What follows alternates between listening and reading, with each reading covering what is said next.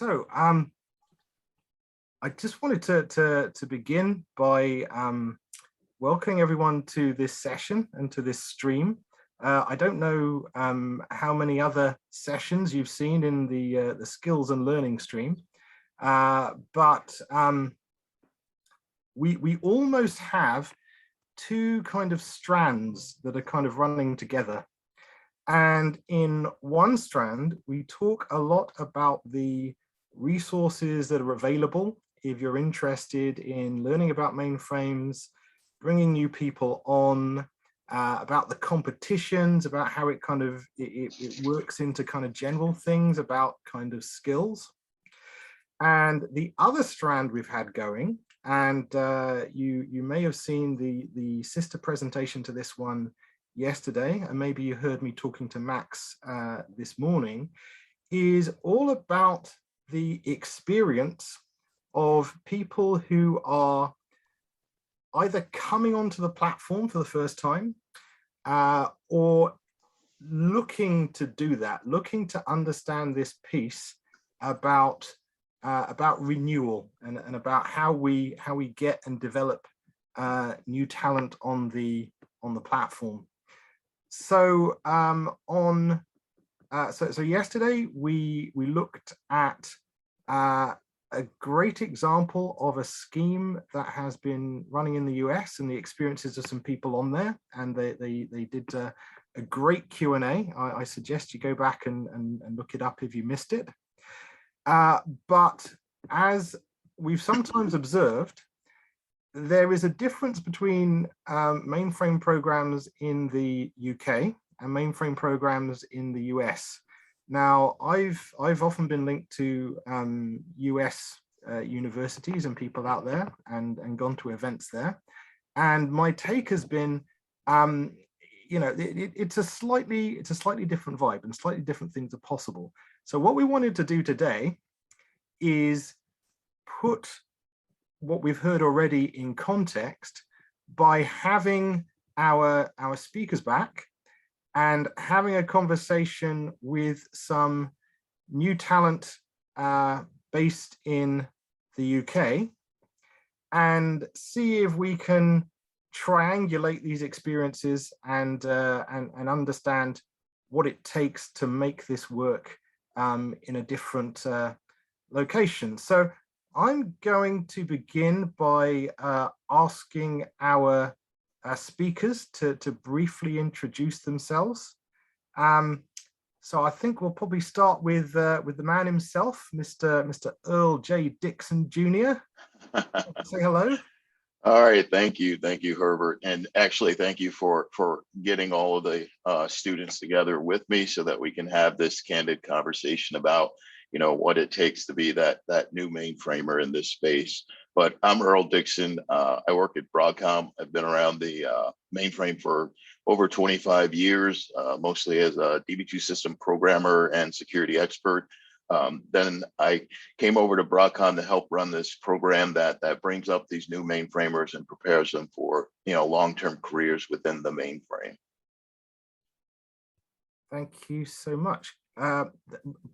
Perhaps one of our most experienced people on the call.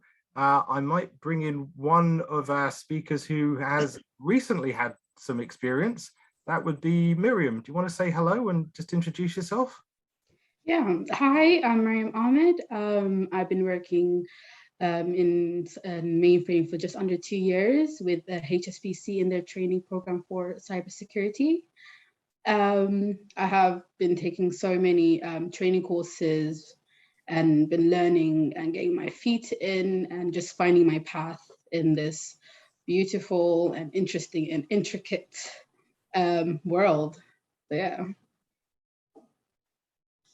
So glad to hear you're enjoying it. So I really am. A year and we haven't put you off yet. No, that's a result. No, maybe 30 years plus, maybe. Who knows? And now Piara, would you just introduce yourself? Some of you may know him as the chair of the ZCMPA stream, but maybe you could tell us a little bit more about your background, please, Piara. Sure, thanks, Herb. Excited to be here. Yeah, I'm Piara Bamra. I work at Lloyds Banking Group. mainly focusing on performance and capacity. I joined the group 5 years ago as part of an apprenticeship program, and I've been focusing on performance and capacity since then. I also chair, as you mentioned, Herb, the Z P&C stream for the GSE, and I'm an IBM champion as well. So.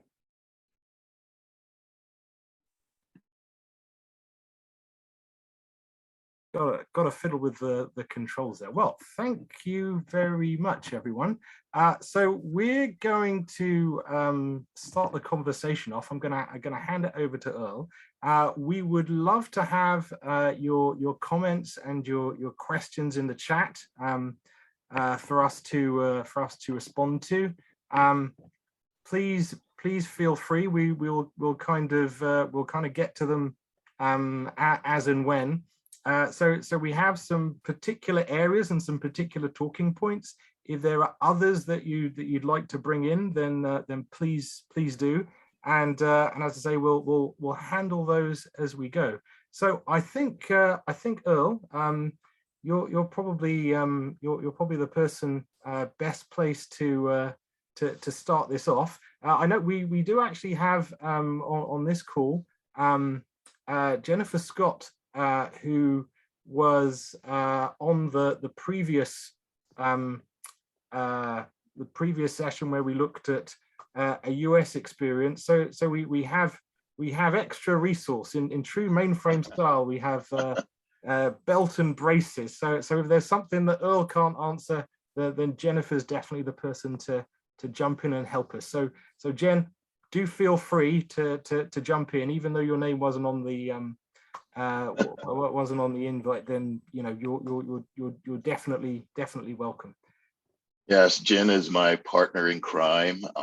We've done quite a few sessions together at various conferences. So she's for Piara, she's my extra capacity. So we're going to start it off just with a couple simple questions for both Piara and Miriam. And Miriam, we'll start with you. What led you to a career in the mainframe? It started when I entered Herb's lecture. I was one of his dunklings, following him to wherever he was going. And that was the first step. And the second step was he convinced me to get into the mainframe society that we had, or mainframe club, I would say. And starting me off with the IBM Master the Mainframe program. Put my toes into that, saw how that was, I liked it, and then he invited us over to GSE, and I started talking to the people, and I'm that type of person who, likes to talk to people and be around them and see what their careers are. And what was so interesting to me was that these people were so happy about their jobs and, and the people that were around them, and there was such a nice community that I wanted to be a part. Talking to them, seeing how they were, I said to myself, if I was going to go into an IT industry, it would actually be mainframe. So that's how I fell into it, and that's how I started my career. And then there was a job offering for training in HSBC for exactly what I wanted. And of course, you're not going to say no to, once you hit the jackpot, you'll take that in and you'll do everything that you can to get into it. And thankfully, I am here now. All right, thank you. Piara, what was your journey like? So quite different to Mariam's. I actually landed in the mainframe industry by mistake, if I'm completely honest. At the time I was studying for my A-levels, and I saw an opportunity online, Lloyd's Banking Group, IT apprenticeship opportunity. It had no mention of mainframe whatsoever. So I just applied for it, went through all the hiring stages. And then at the end, all the successful applicants were presented with a list of job opportunities, which included things like cybersecurity, normal project management, but mainframe was the one that kind of stuck out to me the most, because it was, when I Googled it online, I just saw that, okay, there's a lot to learn here. And that's why I selected that job role. And I'm quite glad I did 5 years on, because yeah, every day I'm learning in this role. And yeah, it's just so exciting working in the performance and capacity space, because you get to see the whole mainframe infrastructure from a helicopter view.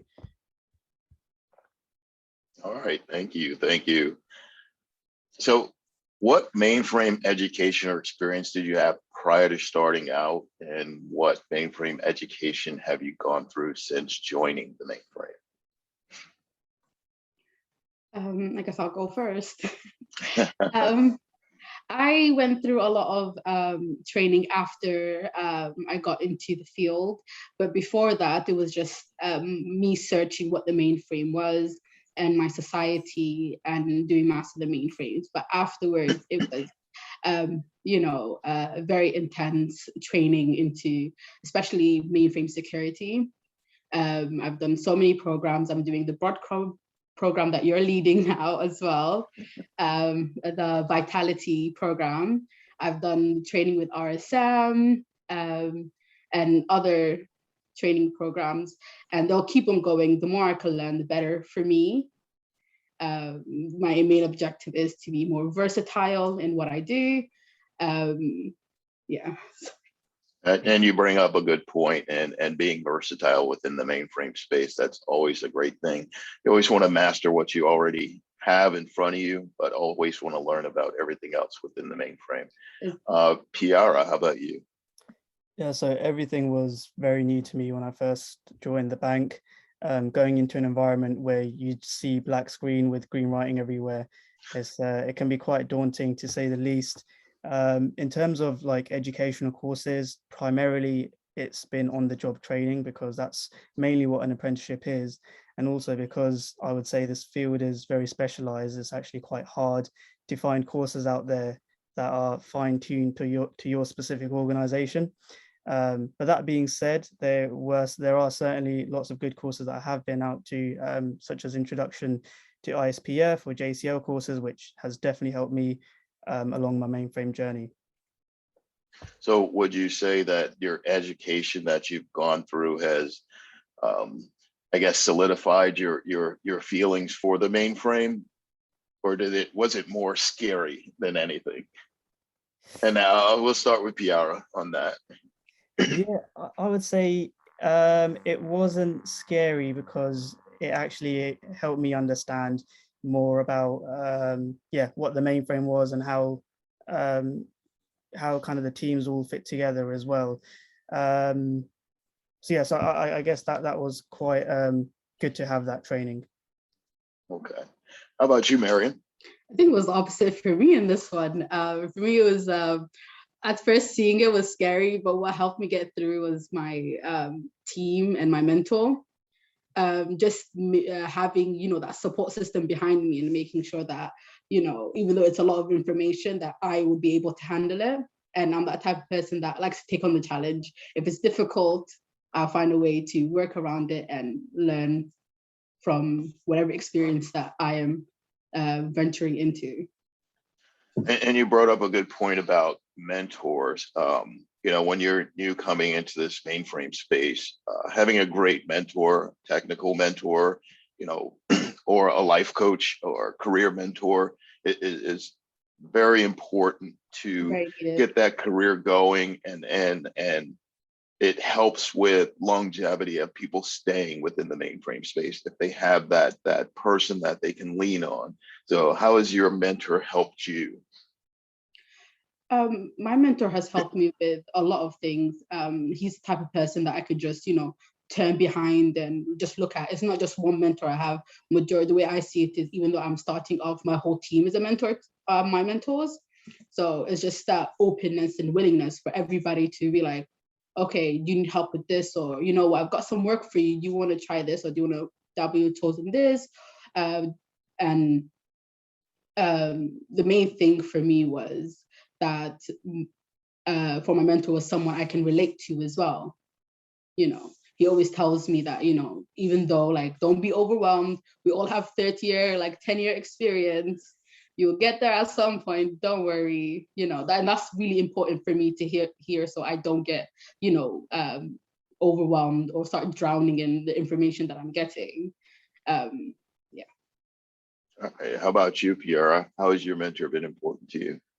Oh, extremely important. Like I kind of touched on at the beginning, it's quite a daunting experience to begin with, because you're going into a place that's, you know, consists of a lot of different teams. You've got DB2, you got Kicks, you got IMS, and here I am just in this one kind of aspect to the mainframe, just in the performance and capacity team, and I'm trying to make sense of everything.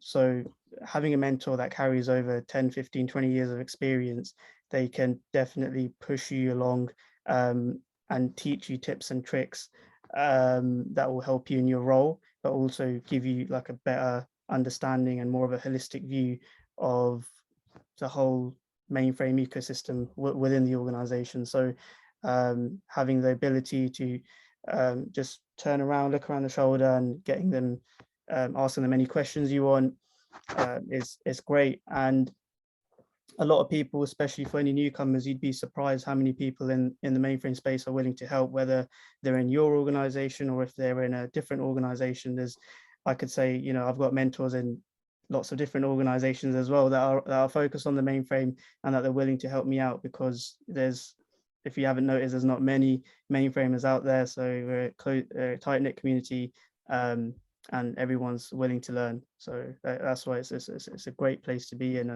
And you know, you can find many mentors in this space. Absolutely, you surely can. So here's a question for both of you. What challenges have you seen in your short mainframe careers, and how did you overcome those challenges? We'll start with Mariam. I think the most important thing to overcome those challenges is to give yourself some time. I think that's the most important thing. And having such a great support system, especially within your team and outside. So building that little community for yourself so that you know how to get on with things and do what you need to do. Other than that, it would just be enthusiasm, I think. You know, just always keeping renewing your excitement for what you're learning, and just, you know, picking a topic that you like and sticking to it, and then just branching on from there. I think those are the most important things for me. Okay, Kiara. So I guess the challenges that I faced in the industries have varied over the 5 years. So when I first joined, you could say the initial challenge was trying to understand what the mainframe was, how all the teams come together and what they all work on. How I overcame that specific challenge was I just asked lots of questions, and people were willing to help me out. I set like meetings with representatives from the Kicks teams, DB2 teams, etc., and they all, you know, went through how the DB2 works, for example, how Kicks works, and I was just trying to form this puzzle in my brain. So yeah, that was kind of like my initial challenge, to understand how everything fits together. And then over the years, as I like grew more knowledge about the mainframe and more about performance and capacity, you could say the challenges become more focused on like kind of technical areas, whether it's an update from IBM or whether it's a new pricing model, for example. So these challenges kind of varied over the years, and I'm now in a position where I know who to go to and ask whatever questions I want. So yeah, it's about kind of creating that network, and as Mariam also alluded to as well, that support system is quite critical to help you on your journey. Okay, great. So back to you, Pierre. I want to ask, what do your friends and family think about you being a mainframer, or do they even know what you do for a living? Yes, that's a bit of a gray area. I mean, I've tried to explain to them many times what I do, but I don't think I do a good enough job. And they're always so confused. They can't understand what exactly I do. So I just tell them that I work in IT and I just fix very big computers and I help run them. So that's what I usually say. But yeah, it definitely does take a while for them to explain. But obviously it means whenever there are any problems IT related in the household, or If any of my friends need any help, yeah, they call me up. Yeah. How about you, Mariam? I think I'm that type of person that would boast. I'll just go in, I'm like, I know something that you don't know. And I just, Absolutely. Tell them everything. I'm not gonna shy away from, my field, it's something that I am proud of. Even like I've got some band members that do work in tech as well. And when I was first getting in, they honestly didn't even know what I was doing. So they'll just look at they'll just come look at my notes and they're like, oh, okay, that's so complicated. How do you guys do that? Just them trying to understand and me explaining to them, I can, pass on my knowledge at the same time, just be, an advocate for it as well.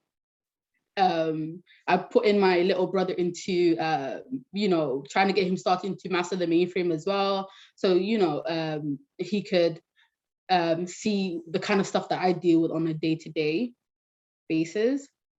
But when it comes to other IT things, I generally love IT. So with PR as well, people do come to me and ask me, how do we fix the Wi-Fi? How do we do this? And I'm like, yeah. 1 second, let me just Google it and just go find out. Just give me a second. I know the places to go to. But other than that, it depends on people who are interested and people who are not interested to know. And most of the time, the people that I do meet are people that are actually interested in what my career is. Okay. And trust me, my wife actually still has no idea what I do, as far as mainframe is concerned. Here's a question for both of you. What advice? I'm sorry. I just want to quickly interject here. Go ahead. We did a little study on mainframers. It's an ongoing thing, and there's apparently a psychological trait called agreeableness, which means kind of how much you need to feel validated by other people.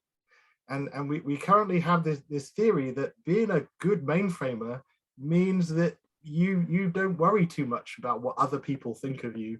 You create your own world, and you enjoy kind of the fact that maybe people don't get what you're doing, but as long as you do, that's the main thing. That's what makes you happy and motivates you. So it's interesting to hear that both of you have that experience. So yeah, and you're absolutely right. I mean, it gives you such a sense of accomplishment that for one, you can do things that a lot of other people can't do, and then the importance behind it, like with you working for HSBC and you're working for Lloyd's. I mean, these are very large banks. So every time somebody sticks their card in an ATM, you had something to do with that. If their money's available, you had something to do with that. So it's a sense of accomplishment that the world walks around and doesn't know that this big mainframe is powering the world and you guys are running it now. So that's always something to be proud of, and whether they understand it or not. So my next question is what advice would you give to new upcoming mainframers, someone trying to get into the mainframe space? What advice would you give them? Start with you, PR. Yeah, for this question, I guess the main bit of advice I'd give anyone starting out new is, don't worry if you don't know everything or you can't understand everything on day one. Like, you just have to come into acceptance that this is going to take time. I mean, it's taken me 5 years just to understand what my job role is and the basics of how to perform it. So I guess people, people like, they put a lot of pressure on themselves. Like, they want to know everything on week one. They want to become an expert by end of year one. And I was also in this position. I was stressing myself out, not being able to understand a lot of what I was doing. But you will definitely see progression after year 2, year 3, year 4. So it is going to take time, and just accept that. Don't beat yourself up about it. You'll have an amazing support network around you. So yeah, that's what be my top advice for that. Okay, thank you. Mariam. Same thing for me of what Yara said. Just gonna piggyback off of everything that he said. Um, one of the other things is learning to ask questions. I feel like that's one of the main important things, being comfortable, building your network of people and inside your organization and outside as well. You go onto LinkedIn, looking at your course leaders, making sure that you're in contact with them if you have like technical questions later on, or you need any help with finding materials, and also reading a lot. Learn how to read a lot. I think that's one of the things that's really important as well. Just being comfortable enough to even hear no, as we spoke about last time, Elle. I think Herb's raised his hand. Oh, sorry. Yeah, so just learning to hear the word no, and balancing out asking for help and finding the information that you need on your own. I feel like once you start rolling with that, you'll be more self-sufficient and more able to do what you need to do in the time that you're given. Thank you. Herb, did you want to say something? I just wanted to throw in, when we spoke to the other group yesterday, they talked about the importance of making and keeping your own notes, and it sounds like it's something that I'm hearing from you here, Miriam. You raised something brilliant that I maybe we could probe a little bit about asking questions. Is there a special skill to asking questions? And if so, how do you learn it? How have you experienced it? That is you coming out of your comfort zone.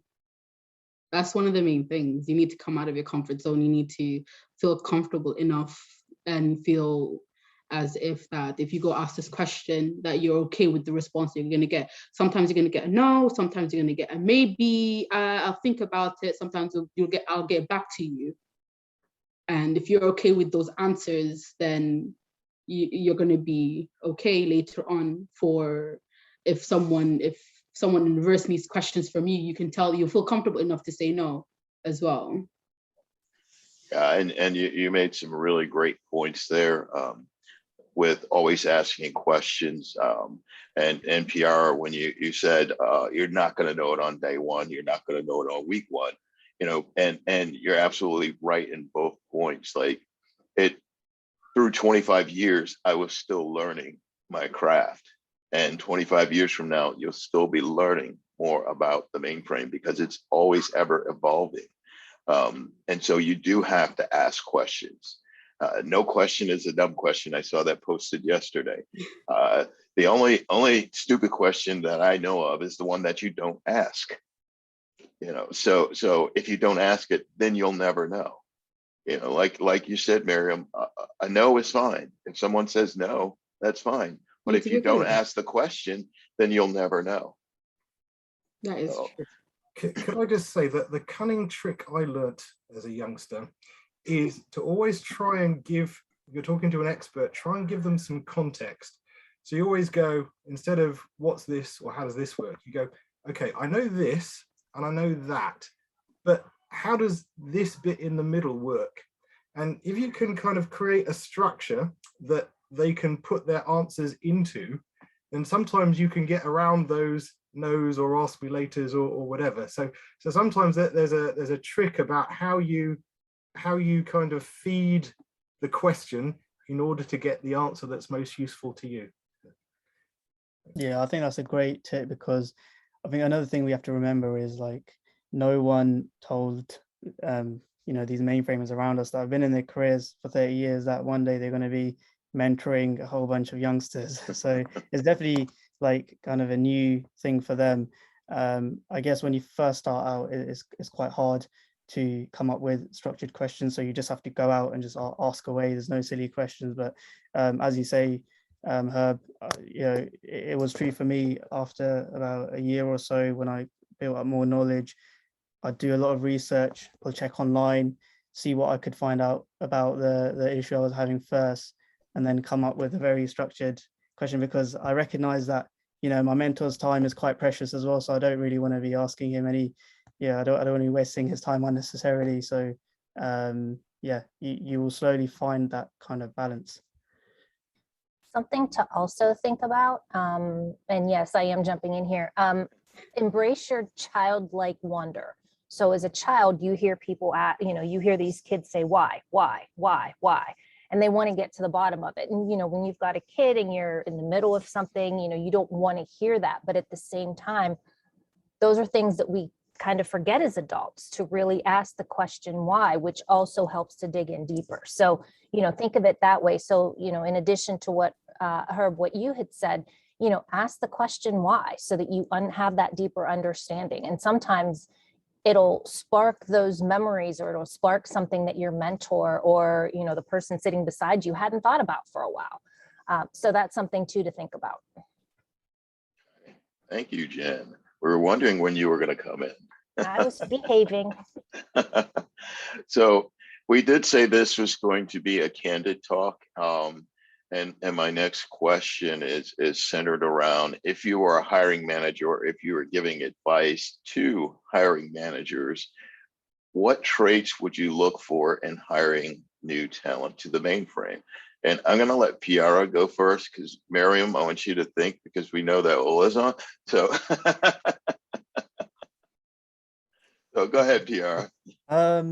If I was a hiring manager, I guess one trait that I would probably be looking for is if the candidate has got some form of experience in coding, because I do feel that would give them a bit of a head start, and it will alleviate a lot of the it would just alleviate that daunting factor for the candidate, you know, because it does require you to look at black screen with green writing, or the terminals, navigating around. So having coded something in the past, you know, you would be used to that type of environment, which I think would give a bit of a boost. But yeah, so that's my take on it. All right, Miriam. Majority of what Piara said, and also a person that can work with other people, a person that can mold themselves around the people that they are, and then also teach them about themselves. I feel like if I was going to hire people, it would be that. And also someone who is excited to learn, someone who is excited to, because majority learning never stops, especially mainframe. That's one thing that I'm learning. So if they've got the enthusiasm, that even like what Jennifer said, that childlike wonder as well, someone that can, you know, challenge me and challenge my team and challenge themselves as well to do better. That would be the type of person that I would go for if I was going to hire. Right. All right. Anyone else? Jen, you want to jump in there? All right. Here's another candid question. How do you see your career in the mainframe 5 years from now, even 10 years from now? Mariam.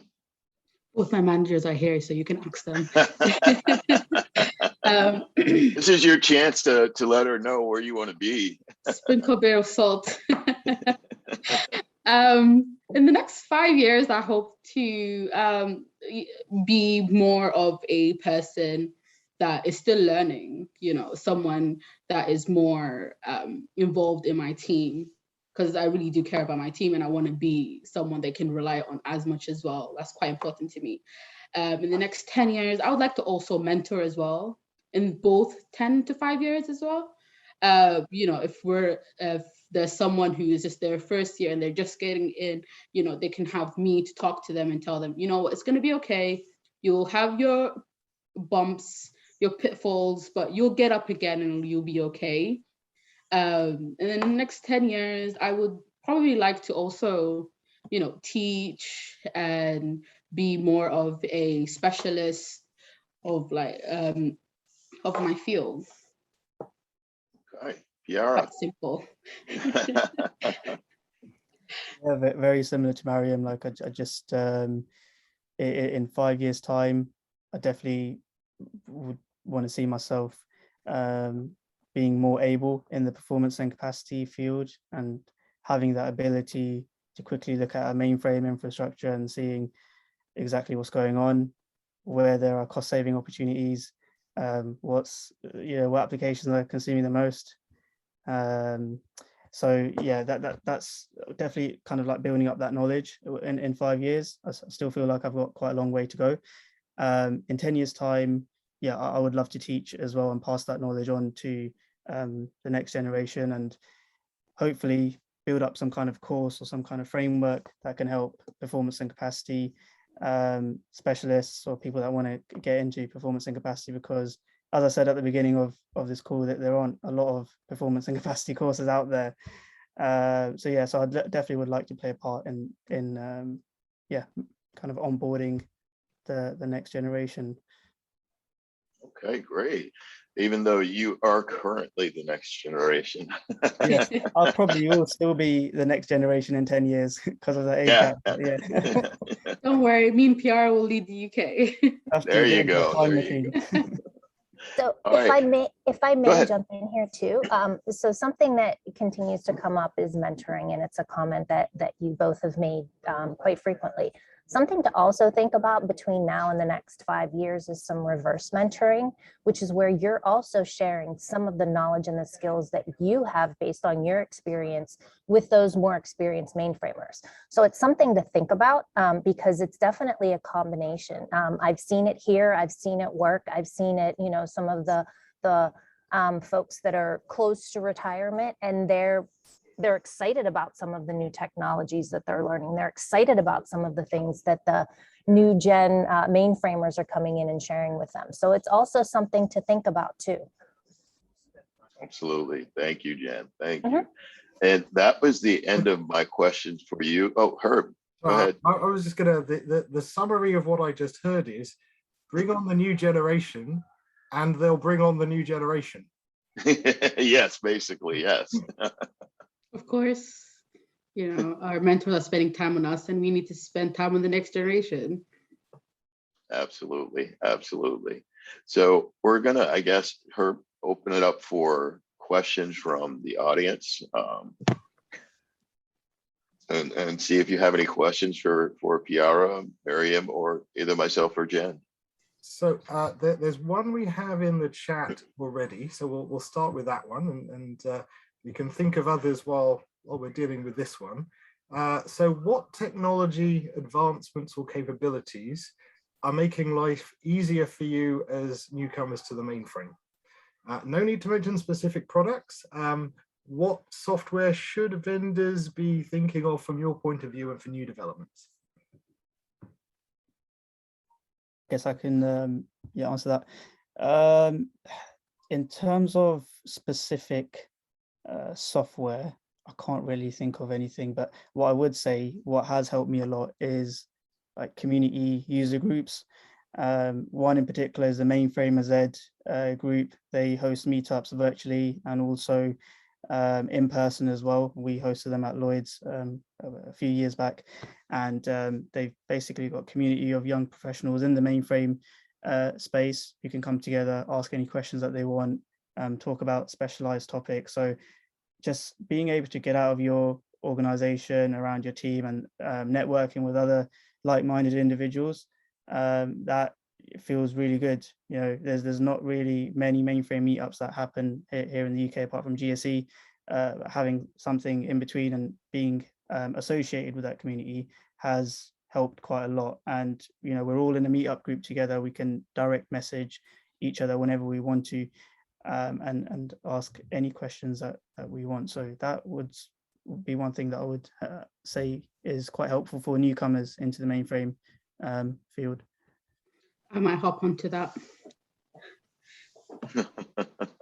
You should build your community out. But networking.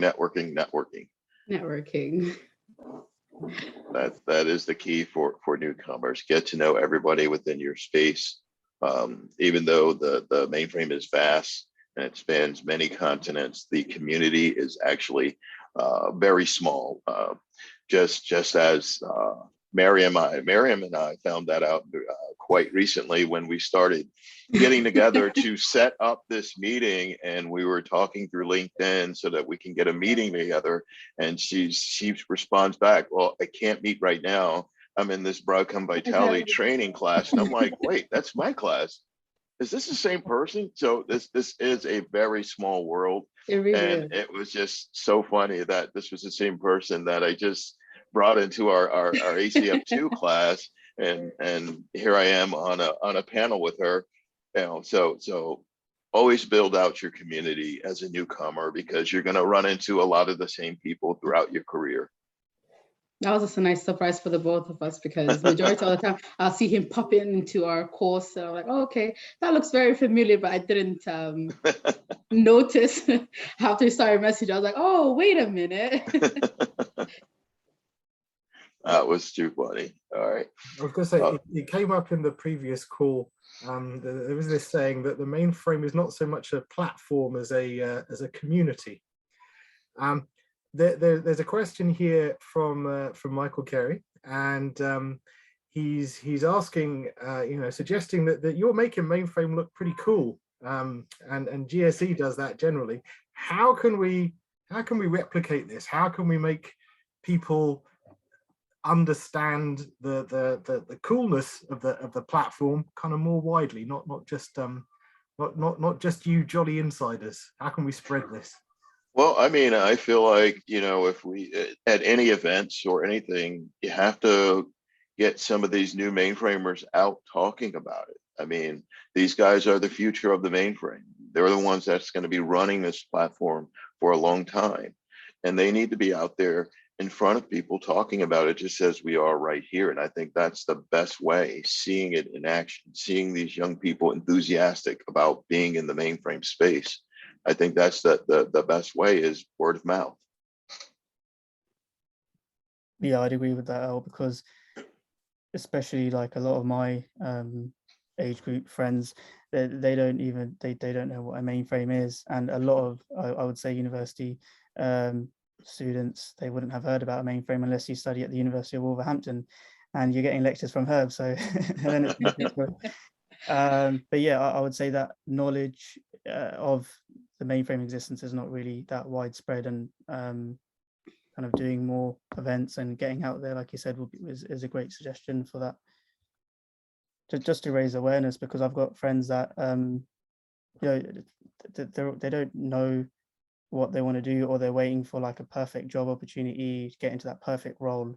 But one thing that I guess has helped me is just being thrown into it and just doing it and seeing if I like it. And that would be my advice, is get yourself in there and learn kind of on the job, and see if you like it. Don't kind of pressurize yourself in finding that perfect role too much.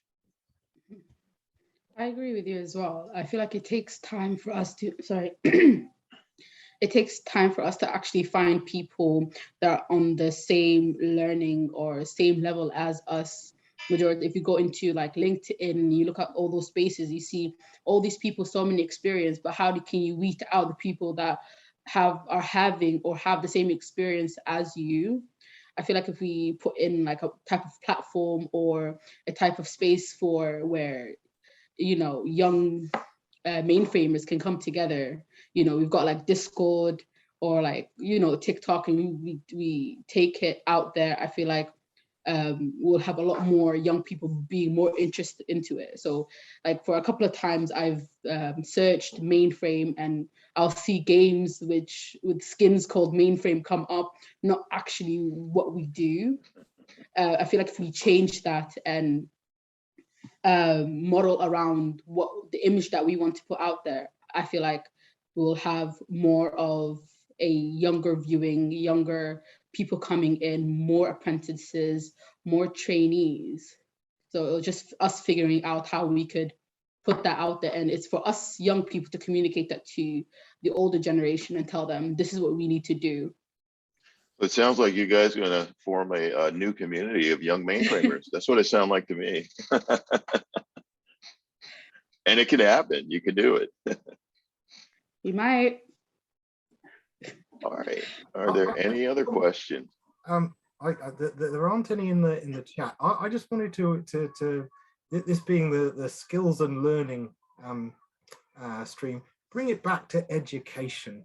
So what have been the most valuable education resources that you've been able to connect with, and how have they affected your progress?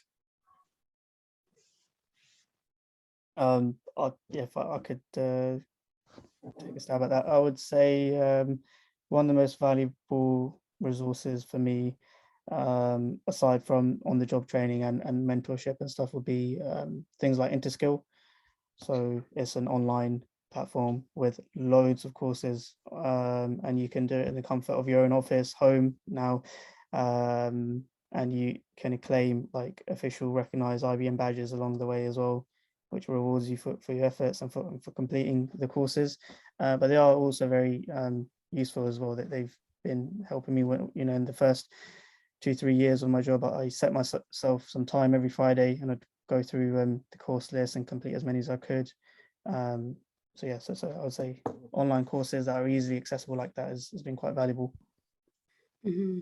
And to add on to that, YouTube videos as well, we've got some of that. We've got some on Stack, people that put their JCL, put their work out there, and you give out PDFs on reading about what topic you want. Especially mine would be security, so usually I'd go on those frames, and Reddit does help as well, and there's a nice tiny community in Reddit. If you look at it, you put in comments out there, because usually I would, to ask questions and how can I learn this, how can I get into this, where can I find this information, and that is what's basically helping my learning, is actually taking myself out to the internet and looking for it myself. Now, Earl, I believe you must have a take on this, surely. Of course I do. Well, I think the education of these new mainframers is very important. You may have some that come in with those comp sci degrees, and you may have other people that are coming in wanting to learn the mainframe, and you have to start with some foundational training, before you really get them into a mainframe shop. Some of the things we do here at Broadcom is that we offer to our customers, just free training to train up new mainframers or experienced mainframers. We call it the Vitality program, and actually Miriam is actually a participant in that program, and she's going through our foundational training, as well as now going through our ACF2 training, which in about 10 minutes, both her and I saw Nadia on here will have to go back to class. Oh yes, you have to walk ourselves back there. But the bottom line is, we do have a plethora of programs, and Jen, who works in our education department, can speak to, the other educational offerings that we do have that will get people the skills that they need to perform well within this space. Mm-hmm. Yeah, we have Mainframe Academy. We have product training. Our product training is free for all customers that have contracts with us. There's training out there. Marion, I think you had mentioned YouTube. There's trainings out there on YouTube. We also have the Interskill library as well. So I heard that mentioned too. But we do have a lot of different training that's available to the folks. We're also heavily involved in the Open Mainframe Education Project that we're working with the larger community on. So you'll see training that's available out there as well. So I think, do feel free to reach out to all of us, any and all of us. I think most of us could chat all day, even though we're approaching the hour, and a couple of us have to run away and attend classes. My principal is there.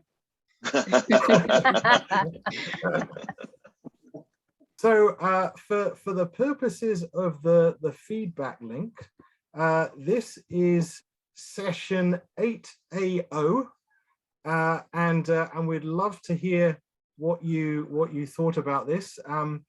We hope this provides an EMEA perspective. There's a little in-joke between me and Earl about this. I never said it. That's what I did. That's what I did. on mainframe education. And we look forward to some comments, to hearing from you, and helping people understand some more about that new mainframer experience. So so thank you very much indeed for joining us. There are more sessions running this week and next week in the skills and learning stream and other streams as well. So please do make the most of those, and we look forward to seeing you all some other time. And thank you guys. Thanks, I really everyone. hope you enjoyed it and got a lot out of this. This is for hiring managers and newcomers. I hope you were able to take something away from this that can help you. Thank you so much for listening to me and letting me have a platform to speak my experience and everything. And yeah. Okay, I shall close out now. Thank you. Have a good one. Bye. Bye, everyone. Bye-bye.